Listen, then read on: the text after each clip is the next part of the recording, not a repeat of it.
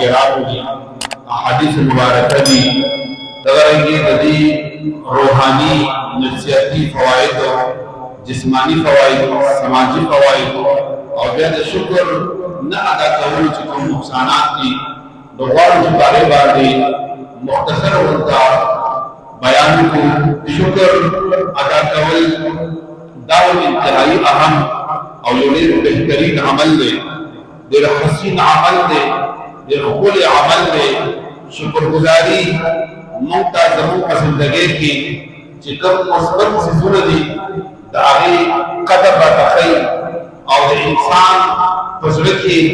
اطمینان پیدا کېږي سکون پیدا کېږي راحت پیدا کېږي د انسان صرف ذاتي فواید نه ذاتی تعلقات مضبوطېدو نه علاوه دې سره زموږ روحاني زموږ ذهني زموږ جسمانی معاشرتي سماجي دې کې ورسره زیادت راځي شکر ادا کولو سره د انسان په زړه کې عاجزي پیدا کېږي انکساري پیدا کېږي او نور مزید د انسان په ژوند کې چې په ذهن کې کوم خوشحالي او سکون دی هغه انسان ته محسوسېږي نبی کریم صلی الله علیه و آله وسلم مبارک فرمایي چې کوم خلک د خلقو شکرګزار نه د بندګانو شکریا نه ادا کوي هغه د الله تبارک وتعالى جل وعلا شکرګزار نشي ګرځېدی امام بخاری علیه رحمه دا حدیث مبارک را نقل کړی دی یعنی انسان با د انسان ضرور شکرګزار وي د خپل محسن د خپل مربي د خپل استاد د خپل مور او پلار په معاشره کې چې انسان ته کوم یو انسان فایده رسوي خیر رسوي او انسان ته د خیر رسولو کوشش کوي نو د هغه انسان د هغه شخصیت د هغه شکر ادا کول د نبی کریم صلی الله علیه وسلم فرمایي چې دا دومره ضروري دي که یو انسان د خپل محسن او د خپل مربي شکریا نه ادا کوي رسول الله مبارک فرمایي چې دا انسان د الله شکریا هم نشي ادا کولی یعنی دا به د الله د ذات هم ناشکر وي چې خالق ذات دی مالک ذات دی پروردگار عالم دی جامع الترمذی کې رسول الله صلی الله علیه وسلم مبارک فرمایي چې الله تبارک وتعالى جل وعلا انعام پسند دی او الله تبارک وتعالى جل وعلا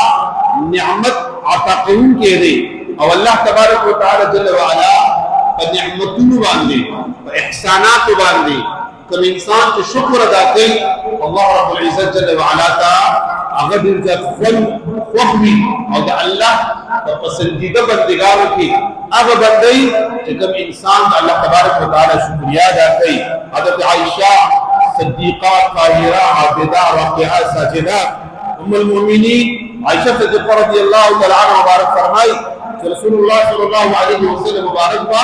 نشبی قیام فرمائلو نبی نے فرض من ذکر و فرض من نباز با چکل تحجد مبارک پاسی دو نبی علی بڑی قدر دوس کولو اور دیر قدر قیام بے کولو دردی پوری کہ بعد اوقات با نبی علیہ السلام مبارک مستقل تو باندے دمر قیام روکو د مبارک با خپل مبارکی هغه به کوم نه اوپر سیری حضرت عائشہ صدیقہ رضی اللہ تعالی عنہا مبارک فرمائی کہ ما عرضك یا رسول اللہ صلی اللہ علیہ وسلم تو معصوم عن الخطائی سجد الانبیاء اللہ محبوبی کائنات استاد چہرے بدوحا بخاطر د اسمانونه د اسمکی د لوح د قلم بلکې رب دمر فرمای چې محبوب استاد ذات اقدس نه ما په دنیا کې پیدا کړی ته لوح قلم دې چرند او قلم دې د خدای پاک د خدای ظهور دې دا په وسیله په خاطر د محمد رسول الله صلی الله علیه و آله وسلم مبارک دی او ته فرمای چې الله محبوبا ستاسو ګناهونه الله معاف کړی دي جنتونه ستاسو مشتاق دي ته دومره مهنت او دومره مشقت ولې کی رسول الله صلی الله علیه وسلم مبارک ته فرمای چې عائشہ صدیقہ رضی الله تعالی عنها والاستاق غندا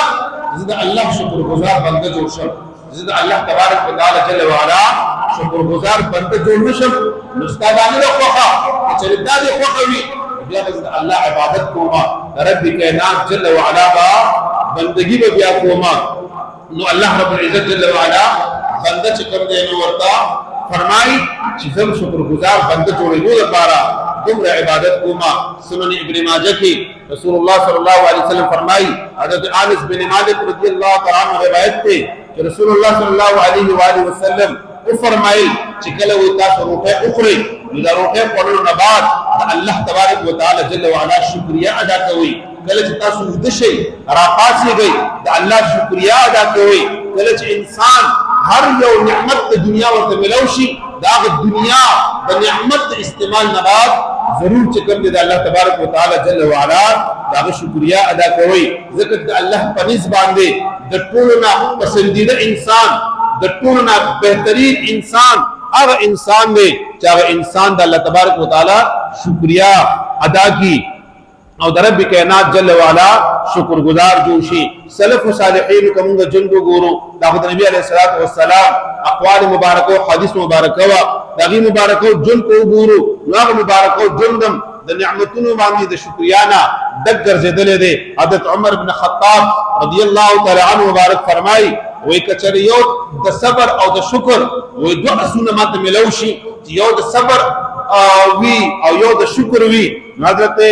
उमर फारूक रदियल्लाहु तआला अन्हु फरमाई कि जब सबर पर असबान स्वरेगमा और द शुक्र चिकंदा दमंदा नो वदा बजद खपल जुन न प्रेगदम यानी हर हालत के बा द शुक्र बासम और द सबर पर असबान देबा ज चिकंदे न स्वरलिकोमा। हज़रत अली बिन अबी तालिब करमल्लाहु वजहुल करीम असदुल्लाहिल गालिब इमाम अल मशारिक वल मगारिब अगी मुबारक फरमाई कि अल्लाह तबारक व तआला जल्ल व अला बारगाह अक़दस की शुक्र अदा कवई ज़का च द अल्लाह शुक्रिया अदा कौल सरा द अल्लाह शुक्र अदा कौल सरा पर नेमत की जियादत राजी नेमतुन इंसान ते ज्यादतीगी द अल्लाह द तरफ न फरावारी नूरम ज्यादतीगी। और कुरान आयत में वला इन शकरतुम लाज़ीदन्नकुम वला इन कफरतुम इन्ना अज़ाबी लशदीद चकल इंसान ना शुक्री कई द ना शुक्रे पवज बांधे द इंसान न चकम दे अल्लाह नेमतुन अखली। हज़रत हसन बसरी रहमतुल्लाह तआला अलैह अगी मुबारक फरमाई कि शुक्रगुजार बंदा आग दे चकल अल्लाह रब्बुल इज्जत जल्ल व अला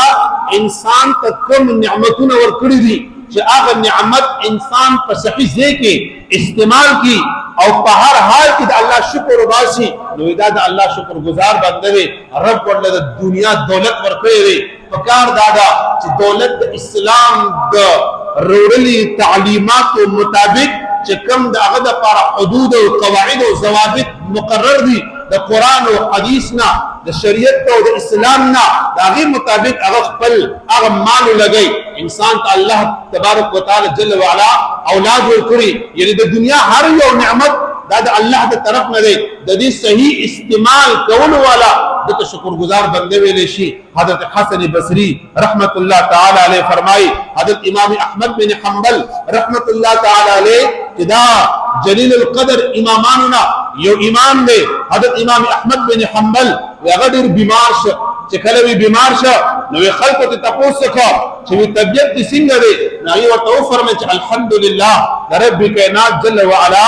करम दे और एहसान दे अल्लाह रब्बुल इज्जत जल्ल व अला मा तो सेहत गुमता नेमत अल्लाह तबारक व तआला रा करे हो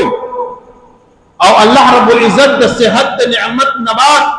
माल चिकम बल नेमत रा करे दे अगर सब्र दे अल्हम्दुलिल्लाह ज बीमार जरूर यम उस सेहतमंद नयम वो मासर अल्लाह द सब्र वाला नेमत पलास किश्ता नो द सब्र दा नेमत मा द अल्लाह तबारक व तआला जल्ल व अला रानी वले दे नो पा हर हाल की वा वो ज सब्र कोमा और हर हाल की ज अल्लाह तबारक व तआला शुक्रगुजार गर्जेगमा। हज़रत रबी बिन हैसम रहमतुल्लाह तआला अलैह अगी मुबारक फरमाई वो चकल हम वो मात से गम रा पीखशी कल से तकलीफ रा तरा पीखशी नो ज अल्लाह तबारक व तआला जल्ल व अला शुक्रिया अदा कर और इदा अल्फाज राकम चरबा द दीन फकत इम्तिहान के दिन मुब्तला करे द दीन फकत आजमाइश के दिन मुब्तला करे द दीन हर तकलीफ दे रहा बानी या अल्लाह शुक्र दे चने दे रहा उससे ताकि कम तकलीफ दे या अल्लाह पदे बानी इसका शुक्र दे नुं बाहर आजमाइश और हर तकलीफ बा रब कायनात जल्ल व अला ने मदद वाड़ो फना बगवाड़ो जत अल्लाह तबारक व तआला जल्ल व अला